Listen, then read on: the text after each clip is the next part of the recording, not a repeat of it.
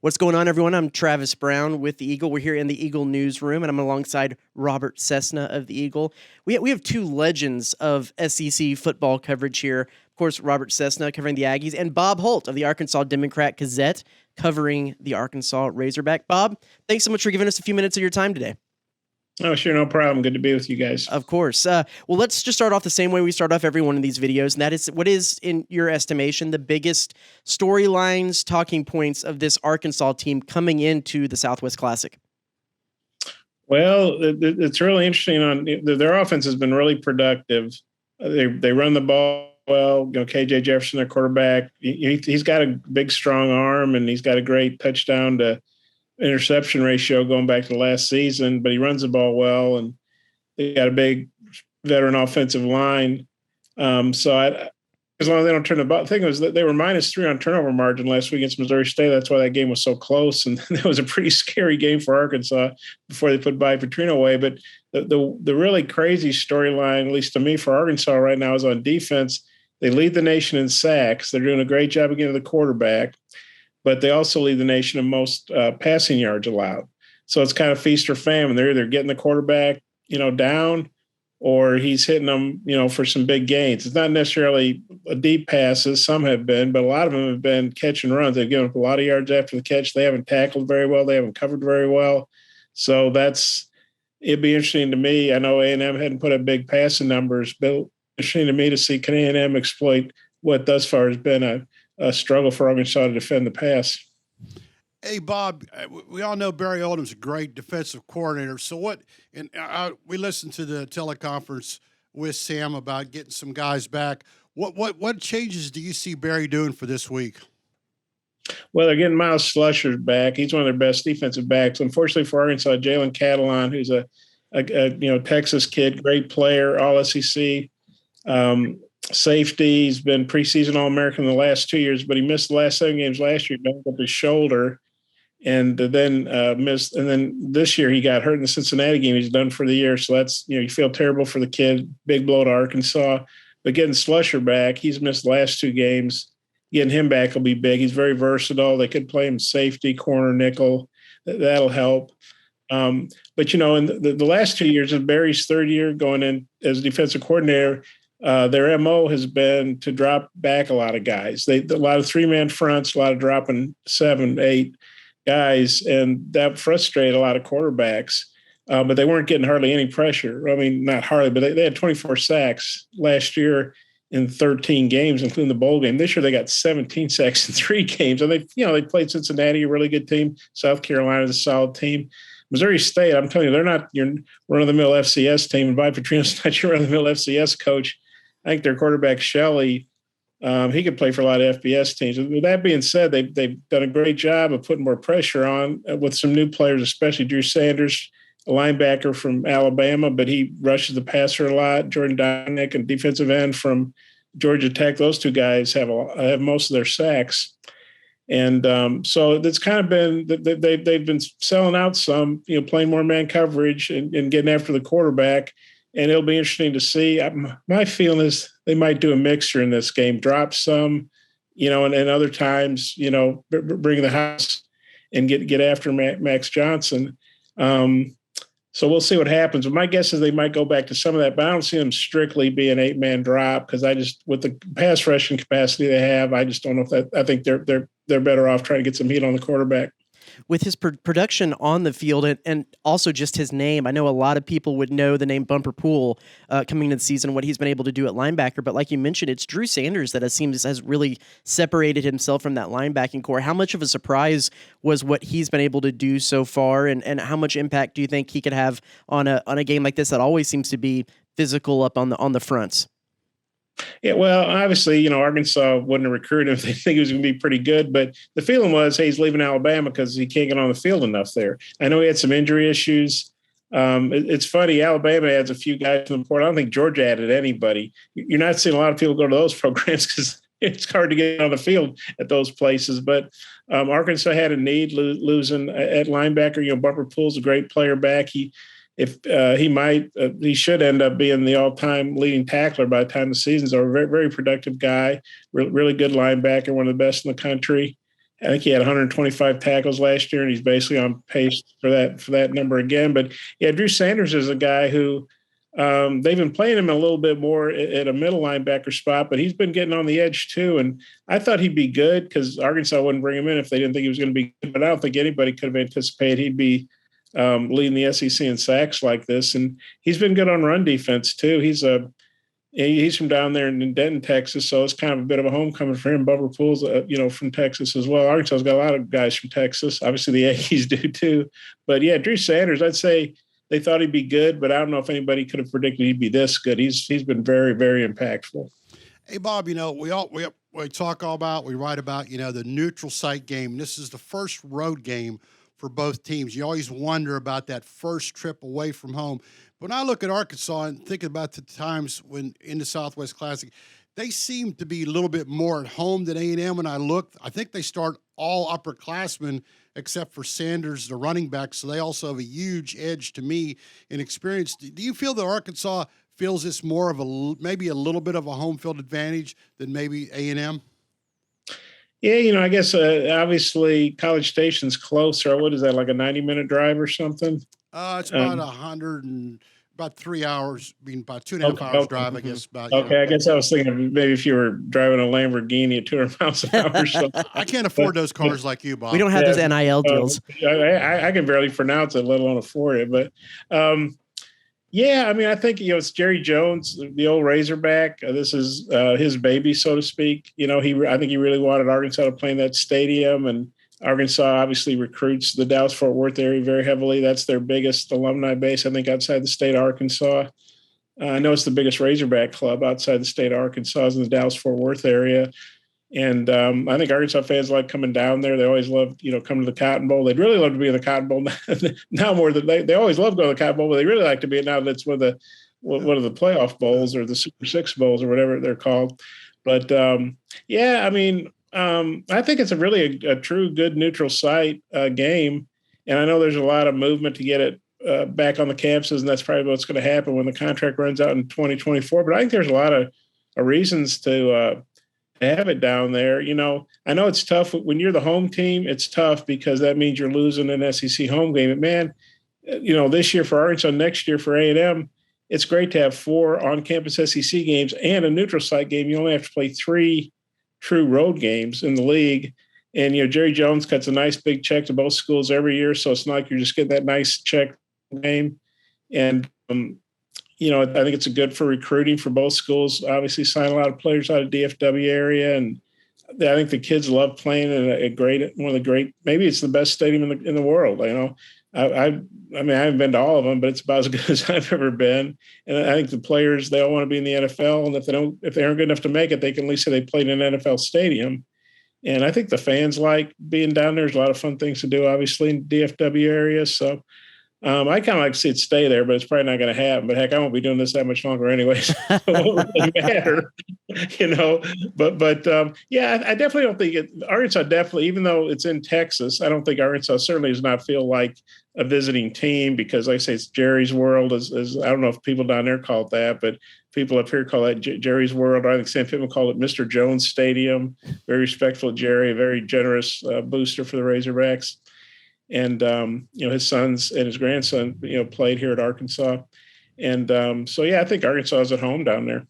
I call it Bob's Place. That's what I call it. So you mentioned KJ Jefferson, the quarterback, a guy that Jimbo Fisher usually kind of raves about coming into these games with how strong he is and his decision-making ability, but also Rocket Sanders, the running back, coming into this game. How have you seen that balance between the passing game and the running game so far this season, and what do you foresee in a matchup like this, and how balanced or how skewed one way or another Arkansas might elect to go against the Aggies? I think Arkansas really can do what's A&M giving them. If they're stacking the box, I think, and making it tough to run, I think KJ Jefferson's got a good enough arm, good decision maker. He's getting the ball out quicker. The transfer portal, we talked about Drew Sanders on defense and Jordan Dominic. Transfer portal, they got some good receivers. Matt Landers, who began his career at Georgia, went to Toledo.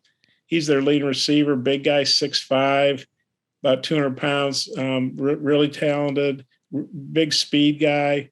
Jade Hazelwood he's down in Georgia, but he played at OU, 5-star guy. They got him. He's done well. Trey Knox, they've converted receiver to tight end now. So they've got some real weapons. They don't have anybody as good as Traylon Burks, first round draft pick by the Titans. I know the Titans got clobbered the other night on Monday Night Football, but I think Traylon Burks was a bright spot. But they don't have anybody as good as him. But I think they have some good weapons. And so I think if A&M, says, hey, we're going to stop the run, Arkansas can definitely hurt them in the past. But KJ Jefferson is so good at that, read option, keeping the ball, figured out, giving it to Rocket Sanders, obviously a great option. He's leading the SEC in rushing, one of the top, I think, 3 or 4 rushers in the country, averaging right at about 150 yards. And Dominic Johnson, who you could argue he was their best running back last year. KJ Jefferson actually led the team in rushing, but Dominic Johnson has not played. He hurt his knee in their Outback Bowl last year, but he's actually been practicing full go for a couple of weeks, and I think he's probably going to be able to play. Obviously, Rocket Sanders is their main guy, but I think they'll get a lift with Dominic Johnson back on the AJ Green. They've got a really good running back room, so I definitely think they can run. But if the Aggies are bound and determined to stop the run, then Arkansas can turn them with the pass too. And they've got that big veteran offensive line. I mean, they got a lot of things to like on offense.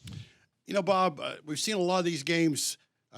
Kicking has been very important in the Southwest Classic. I think Christian Kirk will return at one point. You have the nice indoors. There's been a 70-yard punt has changed field position after defense makes a great stop. A&M's coming off their best game of the year and their kicking. Give us a little bit of an update, access your assessment of the Arkansas special teams. Well, they're pretty good. I don't know if they're quite as good as A&M because I know A&M's got, I'll just call him Nick because I'm not sure how to pronounce his last name. Their punter. But yeah, Arkansas's got good special teams. Cam Little, their sophomore now place kicker. He was excellent last year. I think he had 20 of 24. He's got good range. And of course, indoors, I think your range even increases. And so they've got a really good place kicker. Yeah, there was one of those. I still think, why did they kick the ball to Christian Kirk? Whatever year that was, it was one of those it was like one of those 4 overtime games where Arkansas lost and A&M stopped them and then scored and won the game. It seemed like that was just a repeat for forever. And but yeah, they got one of those games. Arkansas missed a very makeable field goal that could have put the game away. And so, but they've got a really reliable field goal kicker in Cam Little. He's got really good range, probably up to 50, 52 yards, something like that. And last week, now granted they weren't playing Georgia or Alabama, but they Bryce Stevens, who's a redshirt freshman, returned to punt 82 yards against Missouri State. And it's really ironic. The last time Missouri State played Arkansas in 2011, Bob Petrino, of course, was the Arkansas coach, and Joe Adams, who A&M fans should remember from the pre-SEC days when Arkansas had scheduled A&M. That was a non-conference game. Joe Adams, great punt returner, great receiver, but a magician as a punt returner. I think he had 5 punt returns for touchdowns his last 2 years. He returned a punt right there at AT&T Stadium in the Cotton Bowl against Kansas State. And Joe returned 2 punts for touchdowns against Missouri State the last time they played when Bobby was Arkansas's coach. And so he had to watch Bryce Stevens do it to him. But so I think Stevens is a pretty good punt returner. He had a couple other good returns that got called, not like that, but he had like a 34-yarder that got called back by a penalty and a 10-yarder. I always think if you can get a first down on a punt return, that's a big deal. But and then their punter, they got an Australian punter, Max Fletcher. He's done okay, not great. We'll see how he does. But they used him to replace their punter from last year, Bauer, who did a really good job. So they must feel, and Fletcher's a scholarship signee freshman. So we'll see how he does. But yeah, the return games have been pretty good with Bryce Stevens last week. The really good place kicker, but I'd probably have to give A&M an edge there, slight edge. Cease, unless you have anything else, go ahead. Just one last thing. Does this game, you feel, Bob, mean more to Arkansas since they're so upper class laden and they beat A&M last year? The winner of this will actually be number 2, challenge Alabama. Do you think this game means maybe more for Alabama because A&M's got all these young freshmen and sophomores that maybe be good in 1 or 2 years? Do you think this game means more for the Razorbacks? That's a good point. They play Alabama next week, and you can imagine if Arkansas. It's interesting. Arkansas is ranked 10th, and A&M I think is 23rd. But the smart money apparently is on A&M because they're the wise guys out in Vegas have made A&M I think a 2.5-point favorite. So that'll be interesting to see. But I think it's going to be a close game. My guess is it'll be, unless there's a bunch of turnovers by somebody, I think the score will be in the 20s somewhere, 24-21, 28-24, something like that. I'm not going to pick a winner, but I think it'll be close and in the 20s is my prediction. But it's a big game for Arkansas because they got to play Alabama next week. I know the Aggies have the next 3 on the road, so it's a really big game for them too. But yeah, Arkansas, they're a veteran team for the most part, and they may feel like, hey, this is their year. They've got Alabama at home. I'm not saying they're going to beat Alabama, but this is probably they've lost 6. They've never beaten Saban. Last time they beat Saban, he was at LSU. So they never beat Saban at Alabama. So I don't know if Arkansas can beat them this year, but getting them at home and with an older team, they got to feel like, hey, maybe this is their year. Next year they might be, I don't know, rebuilding, but they're going to lose some very good players, and so it is a big game. If Arkansas is going to have a shot to win the West, they really need to win this game, and I'm sure A&M feels the same way. We'll close it out with this. I know you keep your finger on the pulse of all the SEC. From what your expectations were of A&M coming into this season, how surprised, validated, whatever the word might be, are you of where A&M sits right now coming into this game from what you've been able to see of them and stats you've picked out and whatnot? Well, I certainly didn't think they'd lose to Appalachian State. I told people this up here. I said, hey, I think they're going to beat Miami, and I think they're going to give Arkansas all they want. It won't shock me if A&M were to win that game. I think they've got a lot of talent. And as much as they hate losing at home to Appalachian State, that's not an SEC game. I'm probably sounding like Jimbo here or something, but all their goals are still out there. If they run the table, they're going to be in the playoffs. But yeah, I think I did something for y'all's football section. I predicted A&M, I think, to go 10-2, which obviously they could still do, but I did not count one of those losses at Appalachian State. But I think A&M's got a lot of talent. I know Jimbo's probably been under a lot of heat with a new contract, and looks like they're stuck on 4 losses or whatever. But A&M's obviously got a lot of talent. They got a good coaching staff. So I'm surprised that they lost to Appalachian State, and they haven't. Obviously, it was kind of not a real. I know. I read where Jimbo took exception to the word "ugly" being used about the win, but 17-9. One offensive touchdown the whole game. That's kind of ugly by today's offensive standards. But hey, a win's a win. So yeah, I think to this point, A&M's probably underachieved based on their talent level and what you'd expect. But maybe now that Max Johnson's in there, maybe they've got that figured out, and we'll see what happens. But yeah, I think A&M's got a really high ceiling, and we'll see what they can do. Sure thing, Bob. Let the people know how they can find you and find your work.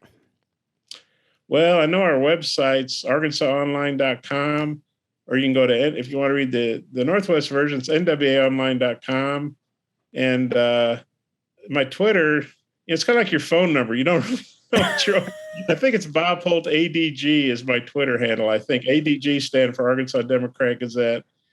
So I guess that's how you find me. Or you can just come to Fayetteville. You just come to Fayetteville and look around.